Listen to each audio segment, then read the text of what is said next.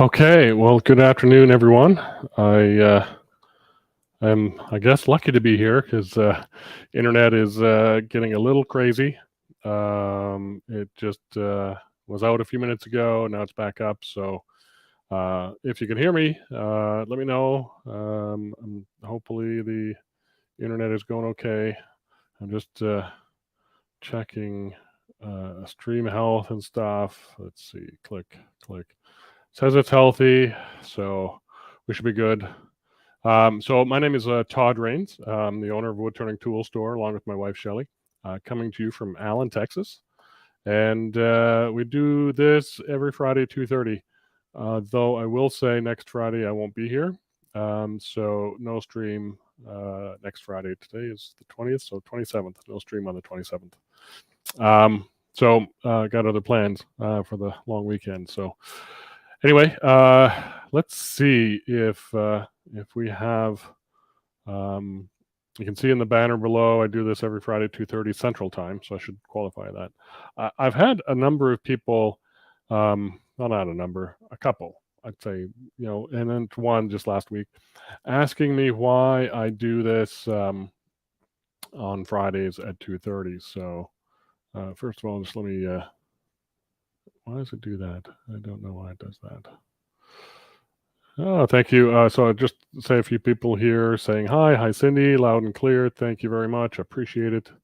David, good to have you here. Tony, good to see you or have you here again. We're going to see you in a month or so. And Lowell, thank you for being here. Appreciate everybody joining. So thank you.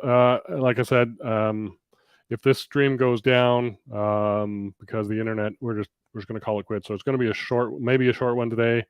Maybe a short one anyway if the internet holds. I don't have, as usual, it's kind of an ad hoc thing. So, but we're gonna persevere for as long as we can, and as long as the internet allows. I don't know.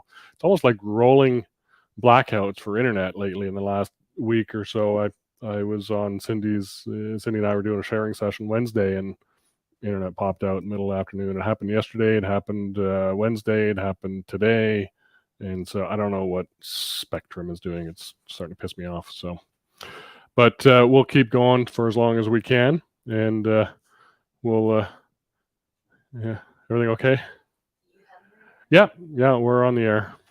Yeah. So, Shelly's checking in. She was keeping me apprised of the internet's status inside. So, we'll go as long as we can, Shell. We'll see what happens. So, yeah. So. Cross your fingers. We'll see what happens here today. As I was saying, some people are asking why I do 2:30s and Fridays. So I've told this story a couple of times in the past on previous live streams. Some people are kind of getting the idea that maybe it should be at a different time to meet their convenience. And I would love to please everybody. It's just not going to happen.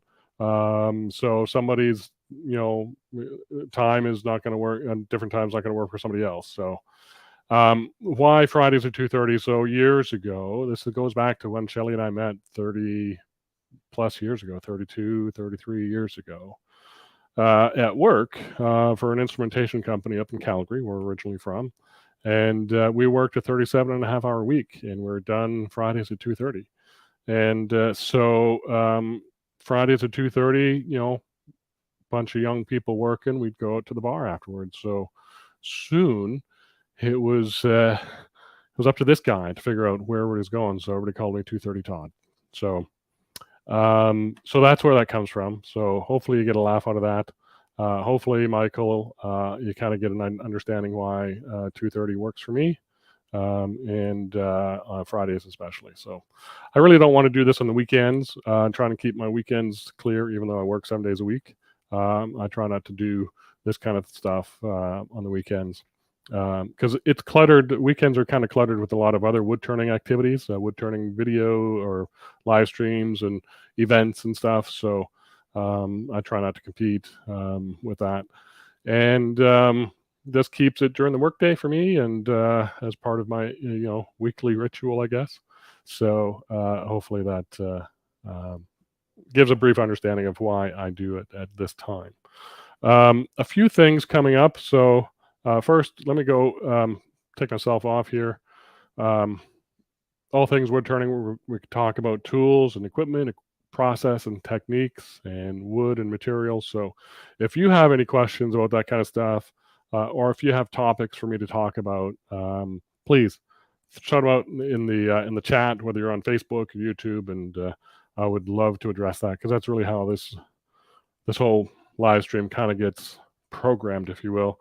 I kind of see what happened last week, what questions people asked. I'll bring that forward to the week following. So I really don't have anything else to discuss today except the one thing we were looking at last week and carrying on with. So, but if you have more questions, please let me know.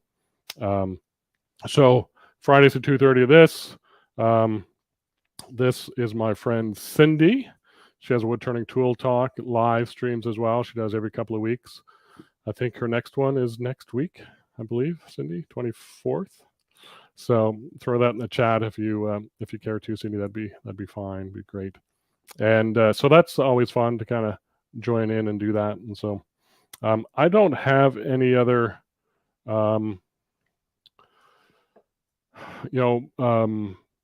IRDs planned other than I've got a club IRD coming up, but I've got to work on a topic or a project to kind of do.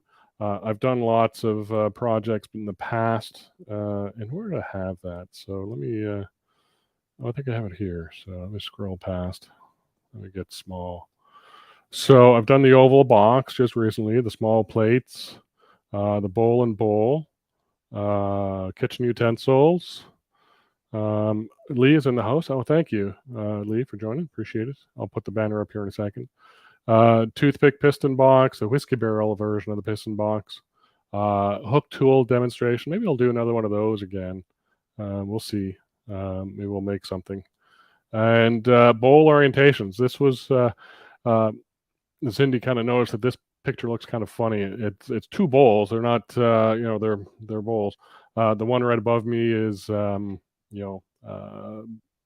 bark to the bottom side, and the one over there is bark to the top side. And you can see the grain orientation difference between those two. Same log, same piece of wood, just one turned natural lead style, one turned conventional style. So anyway, that's kind of what we're doing today. Let me just cut to that for a second as I kind of get my pictures oriented back here. And maybe I'll do that one. And so we are going to look at the grinder again today. We've got a couple of different setups. Last week, let me do this. There's Lee from Alabama. Good to have you here again, Lee. There's my wife. She's joined in, so she's able to get connected as well. And Nick, good to have you here. Thank you. And so lost my train of thought. Sorry about that. The last week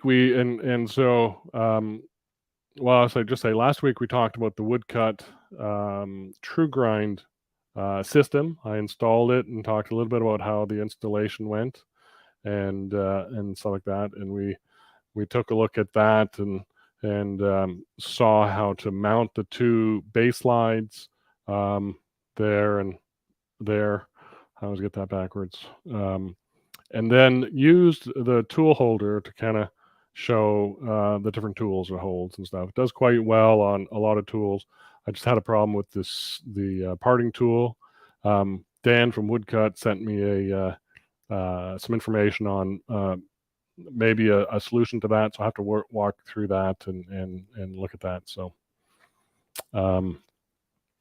we are going today to look at Tony had a question from the last live stream about when we were talking through this about the sturdy rest, and does the sturdy rest come with the base kit, the system? And it does not. It's an extra optional accessory. So we'll take a look at that today. I've got that boxed up and I had it on there, and we'll take a look at it, what it is and how it works, how it mounts, and some of the benefits and some of the some of the issues.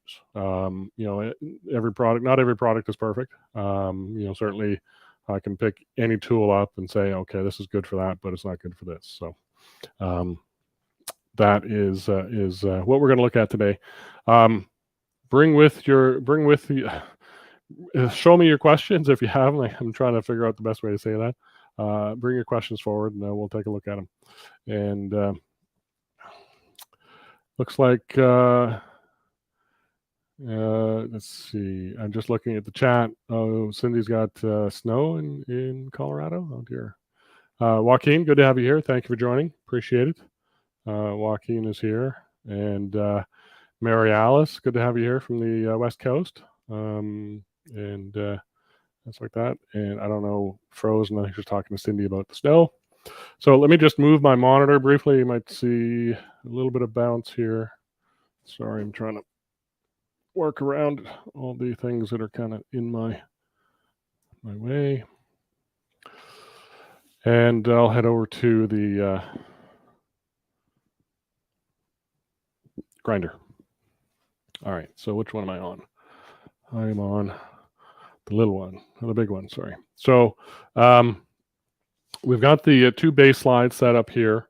They have a single clamp screw that allows them to slide in and out all the way. So those are very handy, very easy to mount. So take a look at the live stream last week, and you'll see what that process was like, or I talked a bit more about it. Today we got the sturdy rest, which is the platform rest that Woodcut has as an option for this system. So it comes in a little box. This is the left-hand one. You can mount them on either side, but it's best if you kind of get the one that kind of goes on the side you need. So it comes basically, there's a bunch of parts, but it comes kind of self-assembled. So there's the little crank screw, the handle that we're going to use.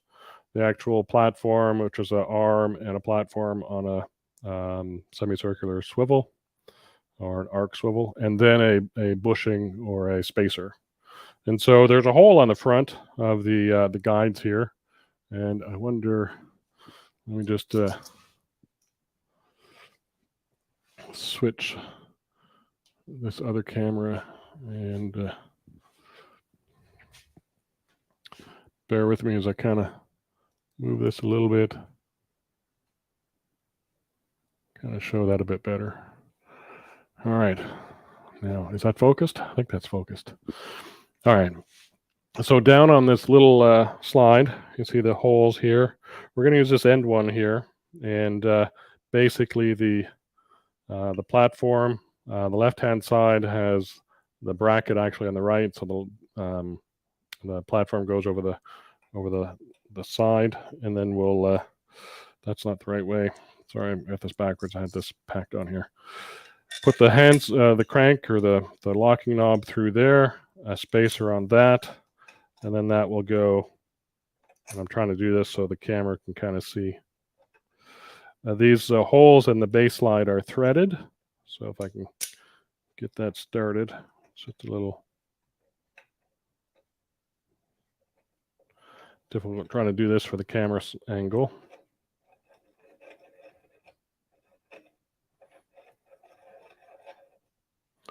And then it threads through and finishes up on that side. So we've got this spacer that's allowing us to have some room on this thing. So that is all there is to install it. One of the nice things, benefits of it is it can hang out of the way and be there the whole time that you're using the rest of the slide. So you don't need to remove it. It just kind of hangs there. You can use the tool holder with it in its place. It's not going to be in the way. So that's kind of handy to have it down there and out of the way, but ready at use. So to use it, just unlock it, swing it up, kind of get it somewhat into position. And you got a locking knob here to lock it onto here. Then you've got a swivel knob here to adjust the platform height. And it's not perfectly so you can go through all the ranges, but it's pretty close to having a pivot axis close to the wheel. I will say it is a very small platform, so it's not very big, and at this point, um, it's going to be good enough. I'll set the platform up for a 40-degree angle, and so we've got that set. I could move it in a bit more and just readjust that, so I close that gap a little bit. I may just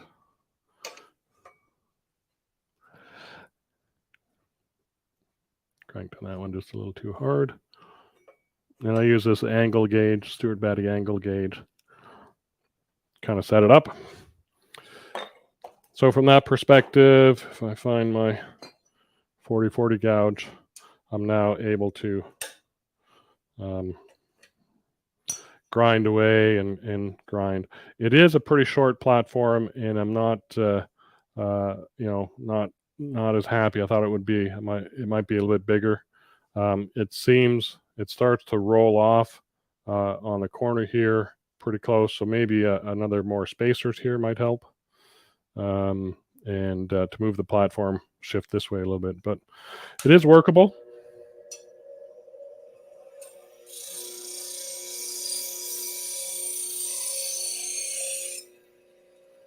There we go. So that is one thing. It does move a little bit too much for my liking. So I kind of have to crank the handle and keep it steady.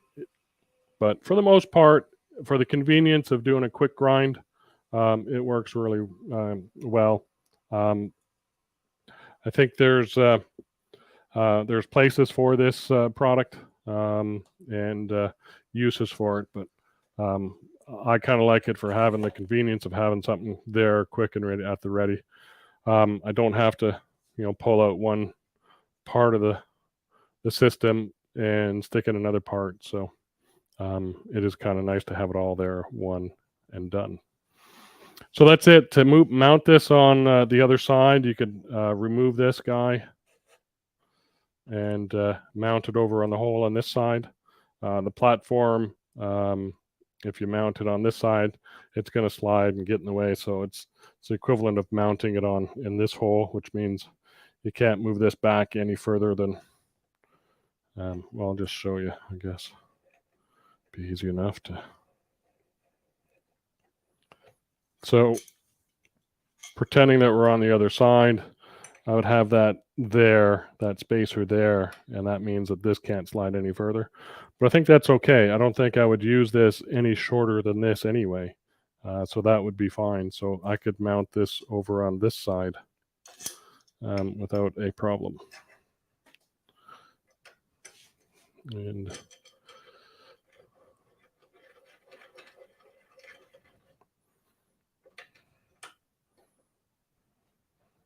so now I've got the platform over on the stone wheel. And as I slide this in and out, it stops right there. I can't go any further. So that's as close as I can get with the slide, but I can always adjust this guy in and out. So, and having it on this side, I've kind of got more room on the platform on this one side. So I may try the other right-hand one on the actual left-hand side to see if that works better for me. So anyway, yeah, let me come back to the camera, take a look at questions.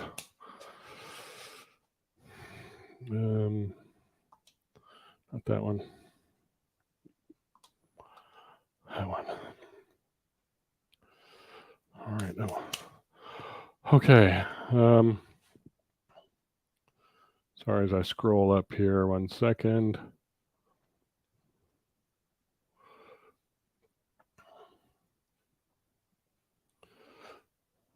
Let's see.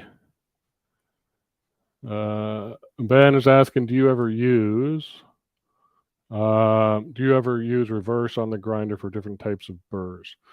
No, I don't. The grinder always goes in the one direction towards me from the top side. If you wanted to do carving chisels and stuff like that, you would grind in reverse on top of the wheel where it's pulling away from the tool instead of into the tool. That's typically how gouges or carving gouges are sharpened. I guess honed would be the better word. Using felt wheels and rouges and stuff on felt and MDF.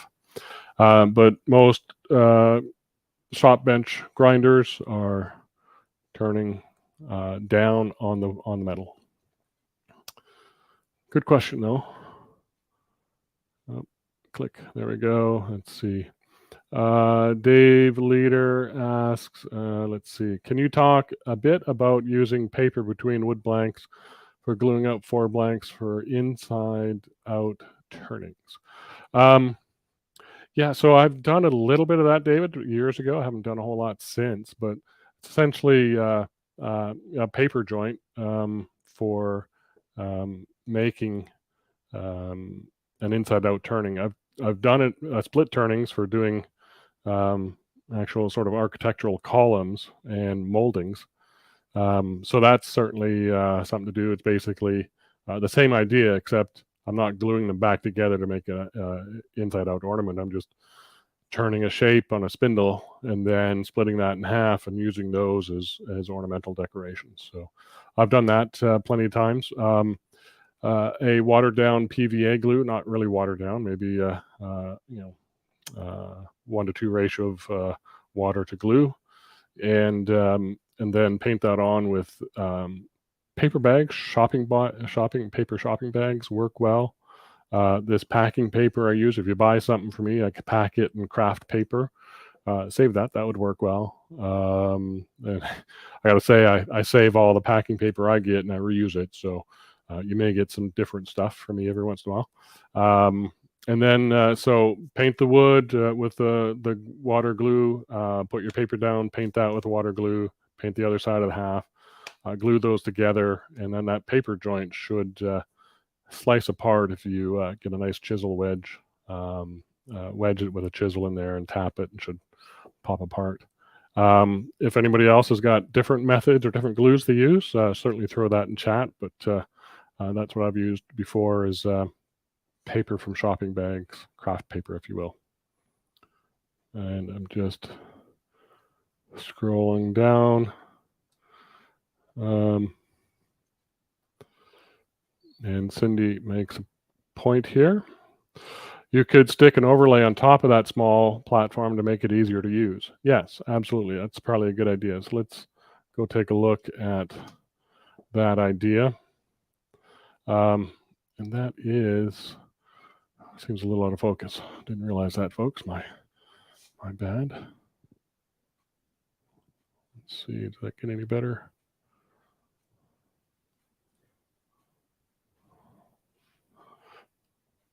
I'm not on that. I'm not on that camera. That's why. It's this camera. There we go. Let's try that one. So let me just zoop that up to there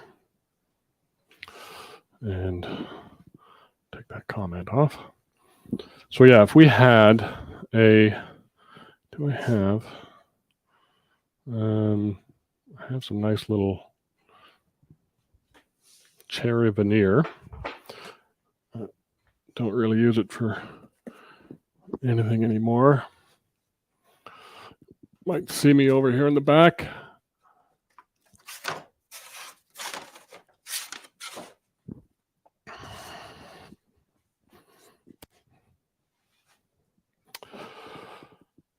Okay, so we got a nice little piece of cherry veneer. This is much too big, but it's a good 3/16 thick, so it's nice and stiff. I could cut that out to the shape I want, the size of platform I want, and then double stick tape it down, or embed magnets in here, stick it down, or build a little guide block on glue on the back of here and have that get in place. And what I would do is then cut out the wheel shape and have it overlap the wheel, so I go beyond the steps. So if you get some nice boards, some thin stuff, maybe not quite so thick as 3/4, it might be a little too thick, might raise your platform up a bit too high, but some nice Hardboard would be good, that sort of masonite type stuff, and then build out that platform. I actually did do one. I think I blew it up a while ago. Yeah. Had some nice, the same board, the cherry stuff, that I kind of cut out around there, and I had this. At one point, I was just using a spring clamp and clamping it down there. So, do I have one of those handy? No, I don't. Don't have a spring clamp, but you can see how it wraps around the wheel that way and that way. This one broke on me, so it's I needed to replace it. So maybe that is a project for me here shortly, to make another one of those and do it for that. That would be a good idea.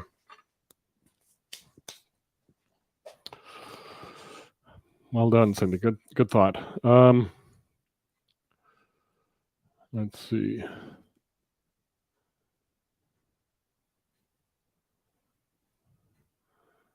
Let's see. Just looking at it, it looks like Shelly and Cindy are talking about grilling or something like that. There it is. That's the one. Tony was asking, countersink a rare earth magnet on the block of wood for a bigger platform. Yeah, absolutely. That's a good idea. I've got some really strong ones here. A series of magnets. So if I go overhead, get that out of the way.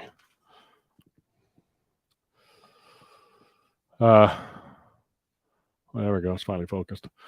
This little coin paste type one is actually countersunk here with a for a screw head. So those are kind of handy. This is good for a number 6 screw, and so the heads turn out flush with the top, which is nice. So if you have something thick enough to use that on, then that's what I would go for. I have some other ones. I've got one on this guy that is a much larger square version. It's countersunk as well. It's fairly thick. It looks to be about an 1/8 or 1/4 inch thick. This has got a very heavy pull. This is probably a 36-pound pull. Very strong magnet. So I use this for a steady rest, a string rest, if you will. Let's see, wide. There we go. So this was actually curved to mount on my motor back there, and sit on the motor. And this hole here was holding, not really a steady rest, but an outboard spindle rest. So I had 3/8 dowel coming through here and coming at the back, and this was just holding that steady back there as we turned a tremblay of 3 feet long on the lathe. We could bring it out. So those kind of magnets are handy to use. I'm trying to get, there we go. And they can get very strong. I have been shopping at K&J Magnetics for that stuff. They're, I think, I want to say Pennsylvania somewhere, maybe. So K&J Magnetics is a place. There's a place in Colorado, Total Elements, I think, something like that, that sells good neodymium. I can't never say that word. Magnets. So those would work as well. Good thought there, Tony. Thank you.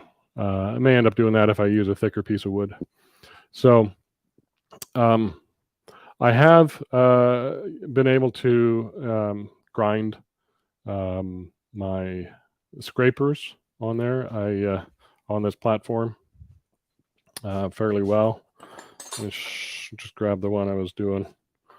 There it is.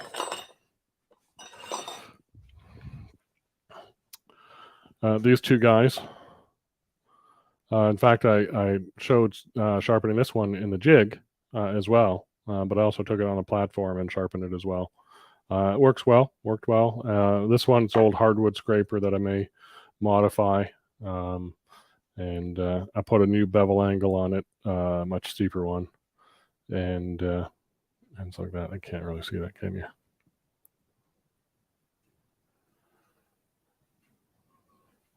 Yeah, so there's Put a new top bevel on it and a new bottom bevel at a steeper angle. Like that's probably 60 degrees included now there. So the platform works for that kind of stuff, and I just need a bit bigger for the 40/40 gouge and stuff like that. So let's see.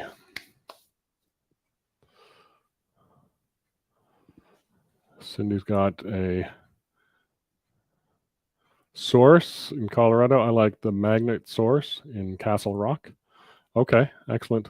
Yeah, just from a mail order place. I think I found Total Element out there in Colorado. Master Magnetics, it's another one.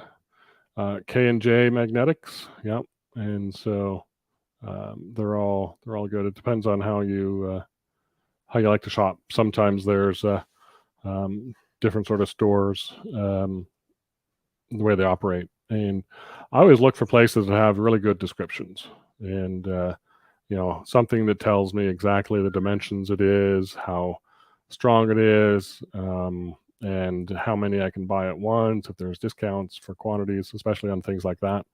And then good photos. Although magnets maybe not quite as interesting in terms of photos, but it's always something to look for. And that's one thing I strive to do on my website is have fairly detailed descriptions of all the products, because I see it's a failing on many sites that just don't give you enough description. So yeah, anyway, what else are we going to talk about today, folks? Because I am not sure I have anything else sort of planned. What is that in the picture? Is that the elbow? Oh, that's my monitor. Yeah, it's right there. Let's get that a little bit. There we go. There we go. It's out of the way. Yeah. Sorry, freaking out. So we're lucky we're still got internet, so our stream is still healthy according to YouTube. So that's good news. What's coming up? So I know I am busy getting stuff ready for the AAW symposium out in Chattanooga, June, third week in June, whatever it is. I can't remember the dates, 22nd, 23rd, something like that starts. And so hopefully some of you can come and join us out there and visit us. Cindy's booth and our booth is right next to each other. So it'll be kind of fun. We can visit and catch up as well while you guys are all checking out the demos. So things getting ready. We're getting tablecloths ordered. We got signage getting made. We got banners getting made. And I never did load up the vendor showcase banner. If you're on the sharing session on Wednesday, you saw that. I never got it loaded on my machine here. So, so that'll be fun. We're gonna maybe try and do a little bit of this during the symposium, a little live streaming from the show floor. We'll see. I think it's all just going to be on, phones straight out to YouTube or Facebook or something. So, yeah. So we'll see. It's going to be a. Let's see. Carson, Smitty, is this wide open subject for discussion? Well, wide open concerning wood turning. Yes, absolutely, Carson. If you got any sort of wood turning question, please post it in the chat and we'll address it. David said if you have a Rockler store near you, they sell magnets and you can save on shipping. Yeah. As a matter of fact, I pulled some little ones out the other day. These little itty bitty ones. I've got 1/8 inch wide one there, and then these ones I think are 3/16. These are great for the back of pencils or pens or stuff you want to stick on your headstock, light sort of things. So I got those stuck all over the place. This is my little knife that I have handy, and I've got several magnets holding Allen keys and Chuck keys and other stuff on the headstock. So yeah, absolutely magnets everywhere, different sizes and shapes. Let's see. Tony is asking, have you tried out any of the other woodcut products? Most of them. I've tried the Proform tool. I did this little guy with the Proform hollowing tool, and I've got to finish this guy. Oops, wrong way. So just a little ash vase. So I got to finish him off, finish the inside, and go to final thickness. So that was done with the Proform tool. That was a live stream, I think, a couple months back. I haven't used the Flexi version of it, which is the one with the links that you can maneuver and change. But that would be a handy one to give a go, especially for smaller stuff like this. The Proform regular one, which is a 5/8 shaft, and the Flexi, which is a 1/2 inch shaft. They both fit into the modular handle system, by the way, which is nice. They both come with their own type of scraper head, so you could put on. They have scraper kit for a round scraper, and I think a teardrop or a sort of different oblong shaped scraper. But the little head, the little metal mechanical part that fits inside the socket of the bar, or on the chain link on the Flexi. I haven't tried those yet, but I do know that they would fit my scrapers as well. So that would be another win there. The Irons shear scraper I have tried.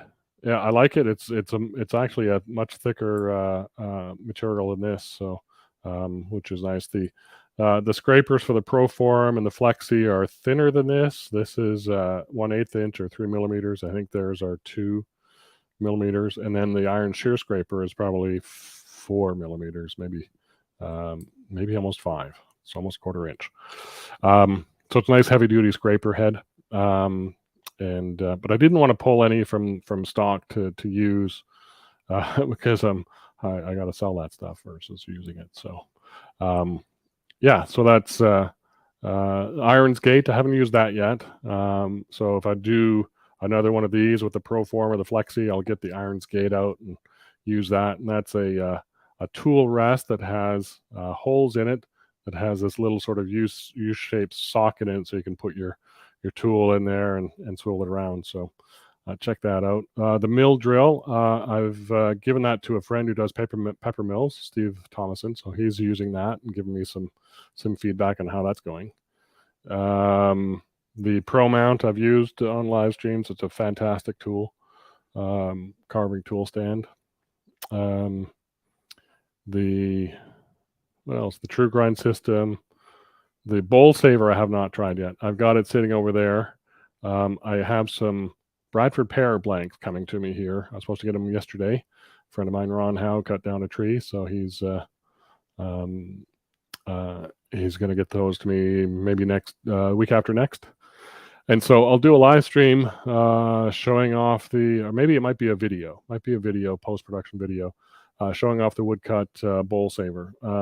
I will say they are coming out with a new bigger bowl saver called the Max 4. It's a 3-bladed system, but that's coming out. If you come to the booth at AAW, you'll see the pre-production unit of that bowl saver. It's capacity up to 17-inch bowl coring and stuff like that. So, Tony, if there's any specific product, let me know, and we can certainly talk about that. Here's Carson's question. I have a chunk of burl that is extremely light. It's hard on outside, but suspect it's punky inside. What can I do? Let me just get a bit bigger here. So Carson, I guess depending on how big it is, I would probably, and Cindy might be a better person. So certainly contact her directly or whatever to follow up questions. She's done a lot of work with burls. In fact, her demonstration at AEW, she's doing 2 rotations, is going to be all about maximizing your burl. So that would be a fantastic one to catch if you're able to get there in person. She has done some IRDs on burl, maximizing your burl and stuff. So she might have those on archive on her site. But I would say don't be afraid to cut it up into usable sizes. If you think there's a void inside, I would most likely explore that, poke around. If there is a void, then look for that fault line, that crease where maybe those two pieces of wood have formed a crease. You might be able to see that, and don't be afraid to cut the burl up into smaller pieces. And that would probably be the best thing in my mind to do. I wouldn't want you to throw a piece of burl on the lathe and spin it up and have it, come apart. You suspect it's punky inside. Cut it open and find out for sure. There's no need to, think that you're wasting the burl. You just have to maybe make smaller projects with it. And so that's what I would suggest. So let's see what Cindy. Oh, Hayam. I gotta say, Hayam, good to have you here. Hello again, my friend. David is here. Thank you for joining, David. Appreciate it. And Cindy Carson, I'd use cactus juice to stabilize it if it's punky.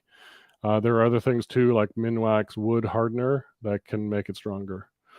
Yeah, if you can stabilize, I think that requires a pressure tank and stuff like that. So that's something I am not familiar with. So I have a bunch of really punky spalted silver maple in the shed, waiting to get to somebody to stabilize. I don't want to deal with that. So I'd rather pay somebody to stabilize my stuff at this point. So I just don't have room for that kind of equipment. So, but that's a good one as well. Let's see. So I said last week, I said earlier in the stream that next week I'm not going to be here. But let's take a look at what else we have. If you have any of the tools I'm using and other cool stuff on my website, check that out. What's this one do? Oh, it's a little banner. Look at that. Okay, let's get that off. Oh, I did want to show, this is something if you guys are interested, I do have a second website besides Woodturning Tool Store that is my personal site, ntrwoodturning.com. So if you want to see some of my turnings, there's a gallery there. My resume is up there, stuff like that. So just something I thought I'd throw it there. What does this one say? Oh, yeah. So this is another interesting one. I was interviewed a few weeks ago by Steve Nathan Kelly's. He's the editor of Streaming Media Producer, which is an online magazine for streaming media production and all that kind of stuff. It was interesting. I've got all this gear from a company called Black Magic. They reached out, said, "Hey, would you like to talk about it?" And I said, "Well, I'll go share." So it's check that out. Streaming Media Producer. You'll find it. Look it down. You might be able to find it. And it just goes through my process of creating this live stream, creating the IRDs, the equipment used, and why we're doing it and how well it's going. So that's another interesting little read. And then does this one show? Oh yeah, June 23rd to 26th is when the symposium's happening. So there we go. I just want to run through those banners a bit, and then we're back here. Cindy's following up. Cactus juice gets 80% of penetration into the wood by just soaking in without a vacuum chamber or pump. You do need to cook it at 250 to cure the resin. A thrift store oven works great.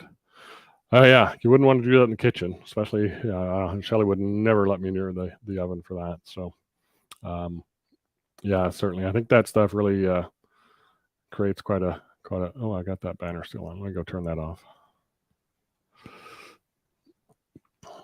Quite a smell. I didn't realize that. I thought it was a vacuum process, but I guess not. David has a question. Looks like I bought a captive hollowing system a while back, and I'm still fairly new at hollowing. Can your teardrop cutters be mounted on this system in a way to reach hard to reach places like under shoulders? Yes, that's a good question. So let me see. Is it over the? I've got my Jameson system up there. Okay, and I got the cutter head. Get a little sneak peek behind the curtain, maybe not quite. Okay, and if I pull out, yeah, I'll go overhead. Let me put that down there. Oh, it's really fantastic packaging I have here. So here's the cutter heads that I have with the Jameson system. Right, there are two, a straight one and a bent one. So I can't do that. My head's in the way. So let me take your question down while I'm answering this, and I will get into the corner. So maybe I'll just take myself off. Might be better. So you got the bent shaft and the straight shaft. So if I bear with me as I get a wrench out.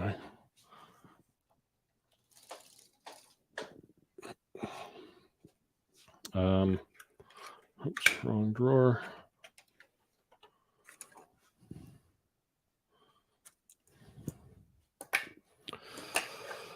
If we undo this,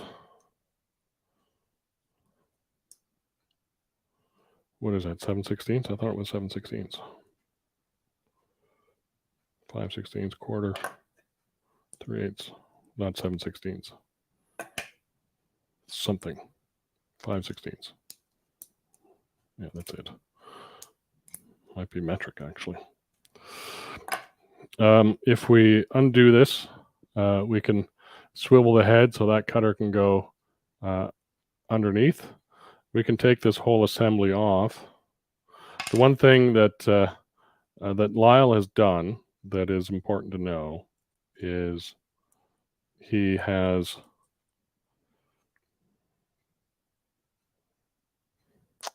set this up so that this cutter tip, I turn it up, it might be easier to show when it is kind of straight, just for demonstration purposes. If I can tighten that up. This cutter tip, when it's in line at the top of the shaft here, this shaft is offset in the bar. It's not centered in the bar, it's offset in the bar so that that cutter tip is right at center. So that's important to know. And if you go through the instructions on the Jameson system, you'll come across that information. Let me just tighten this up a little bit. So I'm not going to pull the bar over here, but if you look at the end of the bar, if the bar is like that, he's got the hole for this shaft offset, centered vertically but offset horizontally, so it's lower, so that this cutter ends up at center height. So that's important to know. So when you go to change this out to use my cutter, which you can do, I believe. There's a washer on there. So what I would do is get the larger one there. You can use the same assembly. I might have to take out that washer. So I'm trying to find the hole with my limited vision there. So this is going to put the cutter lower down on the assembly. So this is going to cut just below center if you don't change your tool rest height. You could put it on top of this washer, which would put it higher. So let me pull that out. You could leave the spacer out altogether and just go directly onto the bar like that. But we're going to put this on here and in this guy and then in here.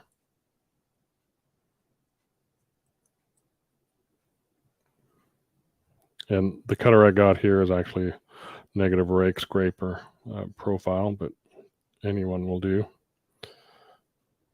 So if you set it on top of that spacer block, now you're cutting just above center, right? So without changing the tool rest height. So that's probably what I would recommend. And let me just tighten it up just a little bit. And you can rotate that to get underneath quite a ways so that you're now cutting quite an enclosed form with that tip. It is quite a bit wider. So this is 3/4 inch wide. So it's going to be, is it as wide as that? It's about as wide as this disc is anyway. So just about there. So in fact, we're not quite fully. There we go. If we look at the backside here, we can see that this washer disc or this mounting disc is the same width as the cutter. So we need to give it at least that wide of an opening. And then we can get all around in that cranked neck. Like that, right? Does that make sense? Hopefully that makes sense. But just know that you're going to be cutting at a different height, right? Than, in fact, I'll do that. I'll spin this block around. This will be, I'm learning how to demonstrate this as we talk, David. So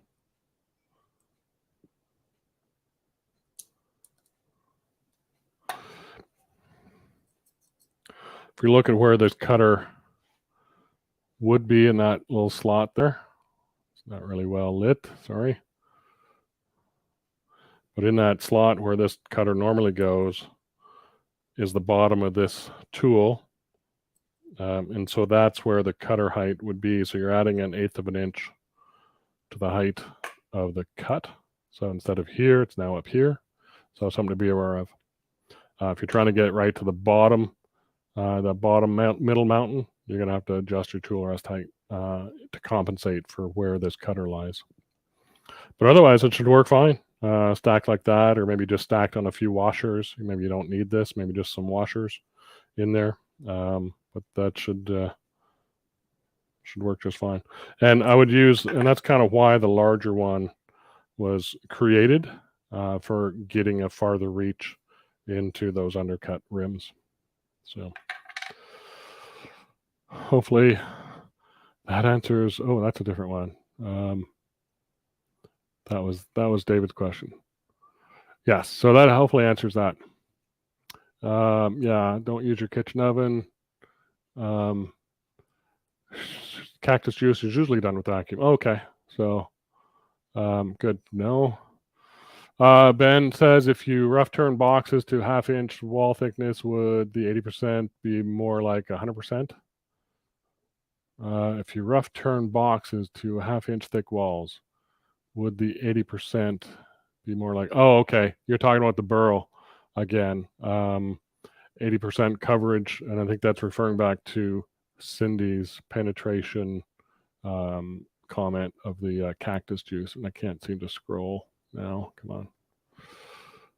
Sorry. Let me just get the reference here.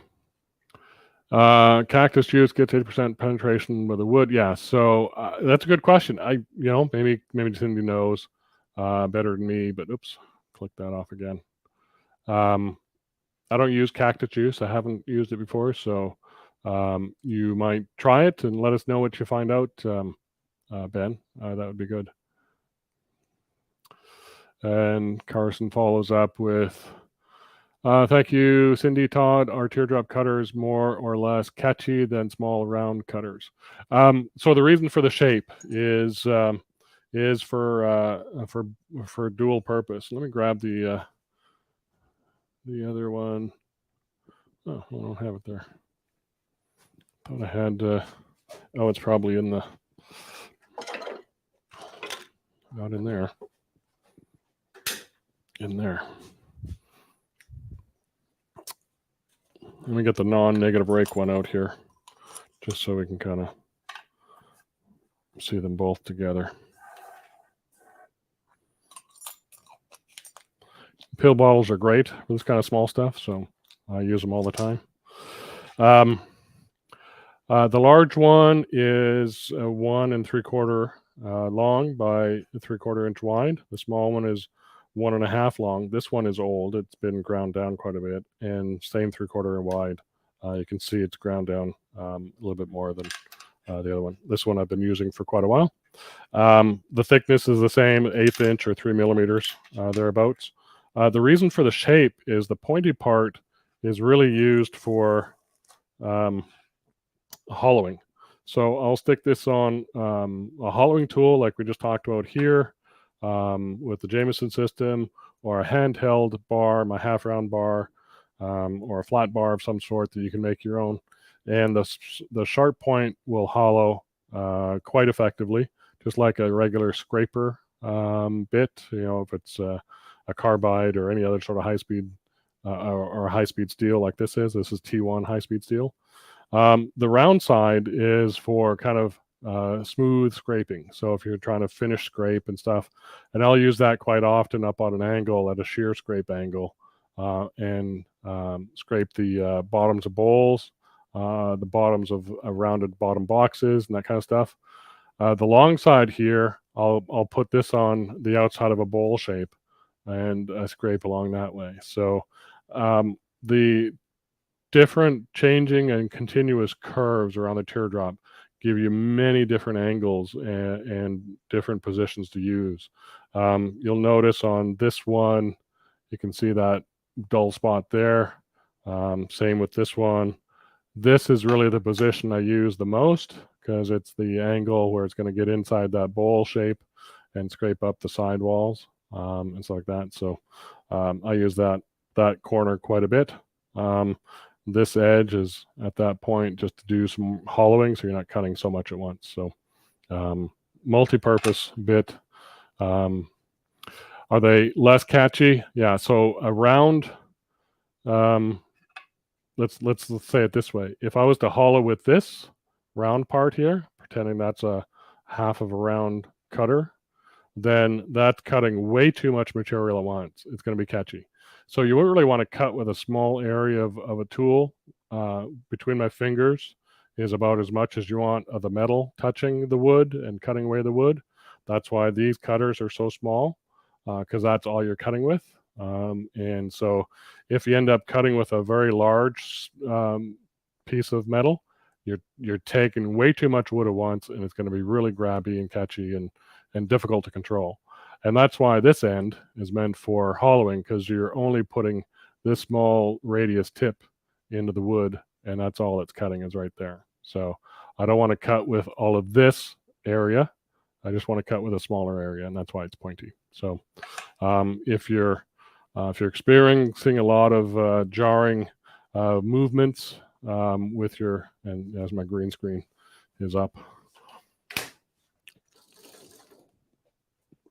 if you're experiencing a lot of jarring movements with your hollowing, then you probably got too much cutting edge attacking the wood. So back off, use a smaller cutter or a longer handle, and hang on tighter.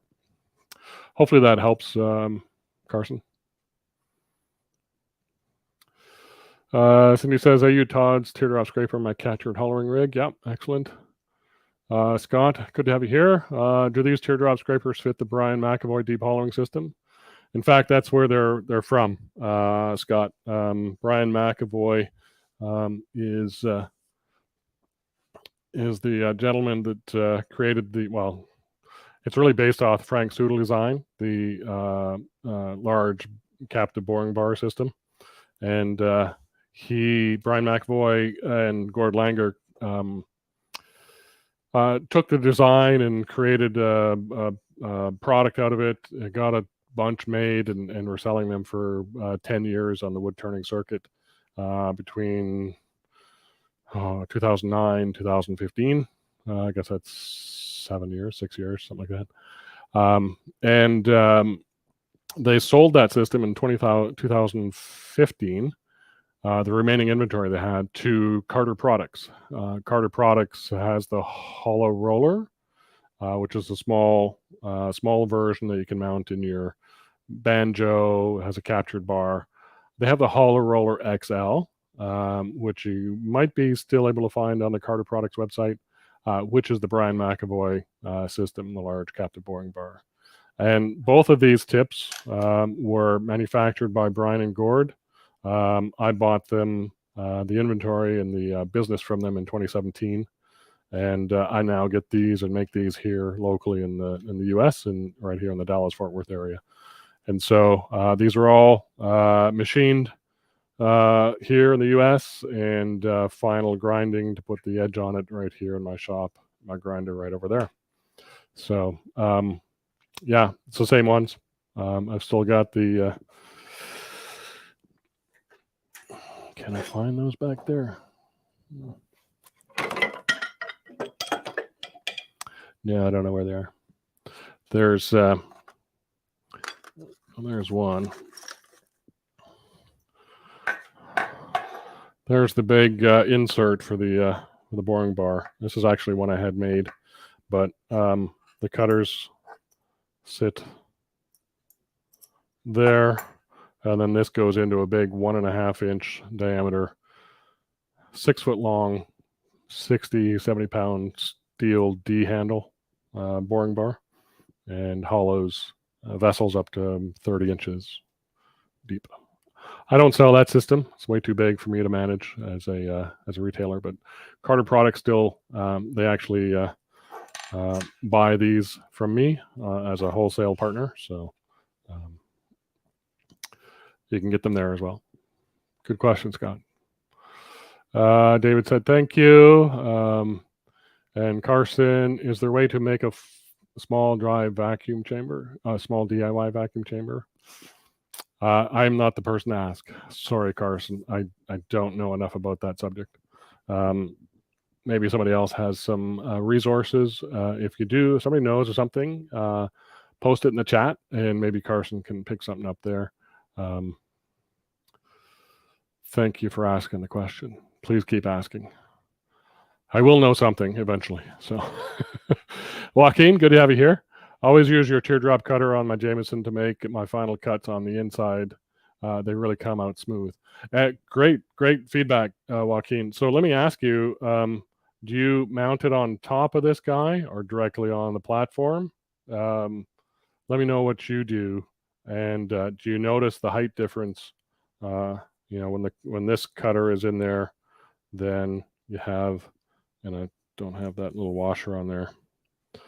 Then you have a cutting height there. If you have this guy on there, then it's up 1/4 inch, right? So there's a height difference between the cutters from here to there, or 1/8 inch. So I don't know if that's how you do it. If you have any issues with that, let me know. That'd be good feedback. Thank you for joining, Joaquin. Appreciate it. Let's see. David is saying, I was thinking maybe the larger edge of the teardrop scraper would be good for finishing cuts inside a hollow vessel to remove tool marks. Thoughts? Yes. So if I take this little guy here in my teardrop scraper, I will mount it and just get my bar. It's easier to hold that way. There it is. I already got one on there. Great. So let me take that off. So yeah, I will hold the large end, the round end, on my scraper, and I will use that inside the vessel, right there, to scrape. So I don't hold it flat. I typically roll it over, so it's got a different angle, and that's how I'll smooth and scrape the inside. If you're in a captured system, then you have to kind of leave it flat, and so that would work.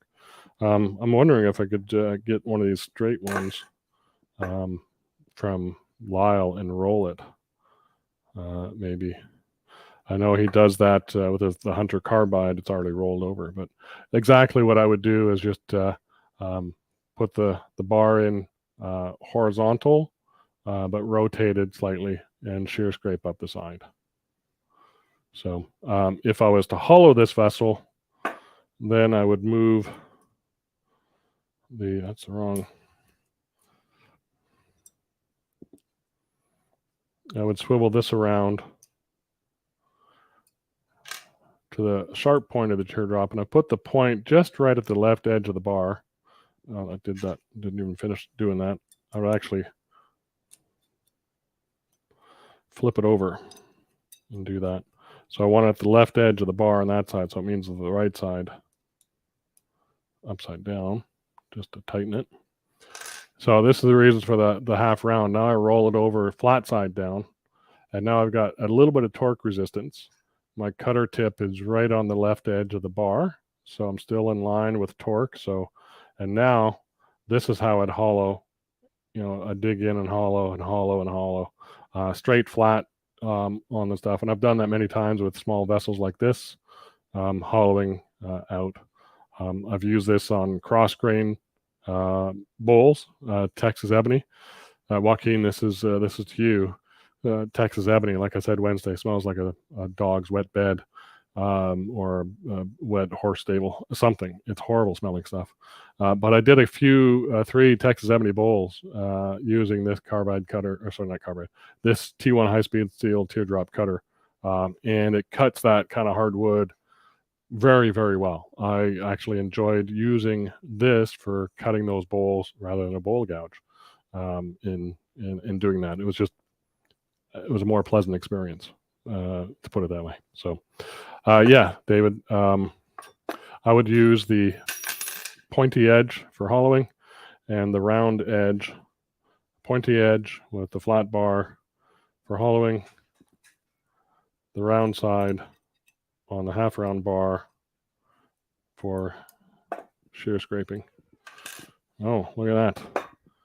Vanna White with a smile. Here they are. Shelley brought them out. I'll widen out a little bit.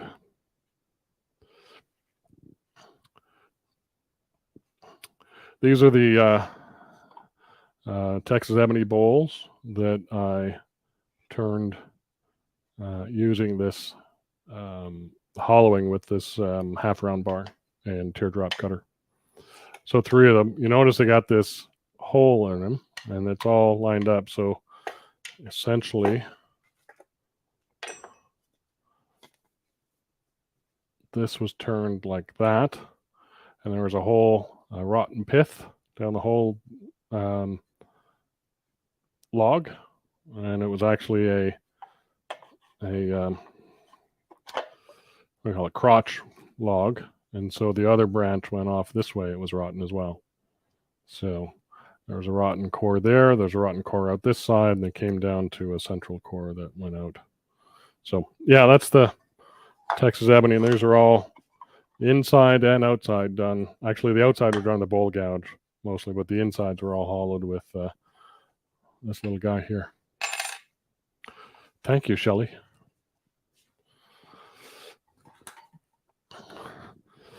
Let's give it up. Round of applause to my brave and beautiful assistant, Shelley Rains. Thank you. Excellent. I'm just enjoying myself too much. I love all these questions. So thank you all for doing that. Roy, good to have you here. Thank you for joining. Good to see you here. Ben, 1.5 inches, 6 foot. I'm not sure what that is about. So sorry, you'll have to clue me in. Joaquin, yes, I mounted on that piece that you were holding. Yeah, okay, good to know. So yeah, yeah, on top of the screw, the platform there. That's very good to know. Thank you, Joaquin. I may ask you later about that. Oops. And Ben, yep, I've hollowed up to 32 inches with mine and use the bar. Yeah. it's a big beast. I don't know if I can show. Yeah, well, hang on.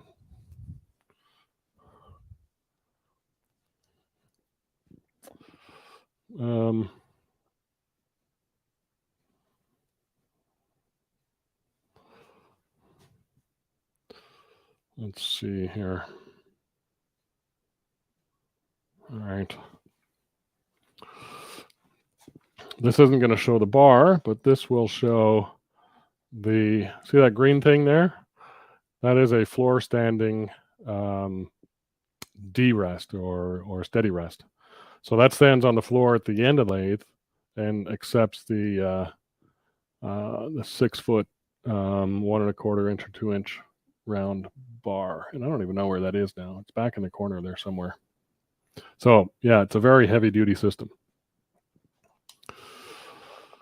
And yeah, 32 inches. Yeah, I've done up to 20. I haven't done that deep, but well done, Scott.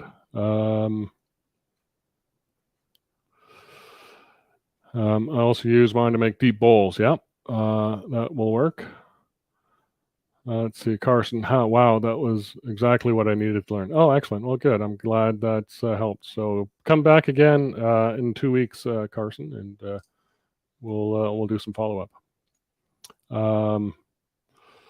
Let's see. Could you use the negative rake scraper to hollow? Well, I guess I would say I don't know that I'd use it for hollowing. I would use the negative rake scrape to clean up after hollowing. So on this this one here, where I have rough turned it and it's fairly rough inside. I mean, it's not bad. I would hollow this with a hollowing tip, either this guy on the Jameson system or this pointy tip, just to kind of clean up. And then I could go back afterwards and use the negative rake version. You can see that this is, let me tighten that up a little bit there for you, Nick. If you look at this one, it's just like this one, except I've put a bevel on top and the same bevel is on the bottom, right? So all I've done is made it negative rake on top. So I would use this for final sort of cleanup. I wouldn't use this necessarily for hollowing. This would really be a cleanup tip. So hollow with something that's a bit more aggressive, like that or like that, and then clean up with either shear scraping using this guy tilted on an angle and shearing up that way, or a negative rake scraper, flat and level and that way. So yeah, good question. Let's see. Joaquin's following up with, to improve my Jameson system, I purchased a 3/4 inch hook tool from John Jordan that fits in the Jameson to get underneath the lip of the vessel. That's a great improvement to the system. Yeah, and I think Cindy does that as well. She's got the Jameson system and several different hollowing bars and stuff like that. And I think several of those are John's. So yeah, absolutely. Whatever you can fit in that socket in the bar, I think. I will say Lyle's system, and you can find Lyle's systems on my website too, woodturningtoolstore.com. I am an affiliate of his, and I've sold his systems. I don't carry them in stock. It's the one sort of agreement we have with that. So, but he has 3 basic systems on my website, but he's got a lot of spare parts on his. If you click and go through my website, it'll take you to his website. But he's got a larger boring bar, I think, that has a socket that would fit other bigger tools, I believe, and maybe a bushing to size that one down to other tools. So check those out. It's a good way to kind of add functionality or different tools to a system. Let's see. Cindy's following up. Negative rake for hollowing does work, but it's less aggressive, therefore slower. Yep. Absolutely. You're welcome, Nick. Appreciate it. Come back and we'll keep answering. I use John's bars and Jameson too. Yeah, that's what I thought. That's what I thought I saw. So excellent. Oh my gosh, we took up a lot of time here, a lot more than I thought. I don't know where the time went, but I really appreciate the questions. This is as lively as I like to get, even more so. So I want to thank everybody for having great questions today and great participation. That is exactly what I'm here to do. And I came in today really having 10-minute segment on the sturdy rest and ended up being an hour and 15 minutes, just the rest of it answering questions. So I appreciate everybody joining and coming in, and we will have a break for a week, and then I'll be back. I think in the first week of June. I think is the next. I can't remember the dates, but watch out for the. I'll put it up here. Let's see. Is it there? No, that way. There it is. Hit the subscribe on YouTube and Facebook. You'll hopefully get notifications when I go live again. Otherwise, be on the watch out for, or go to my website and look there on the live streaming tab. I wonder if I can I do that? One last thing here. Let me see. Let me get this. And so I can share my screen or my. Okay, it's not clicking. There we go. Window, maybe. This one.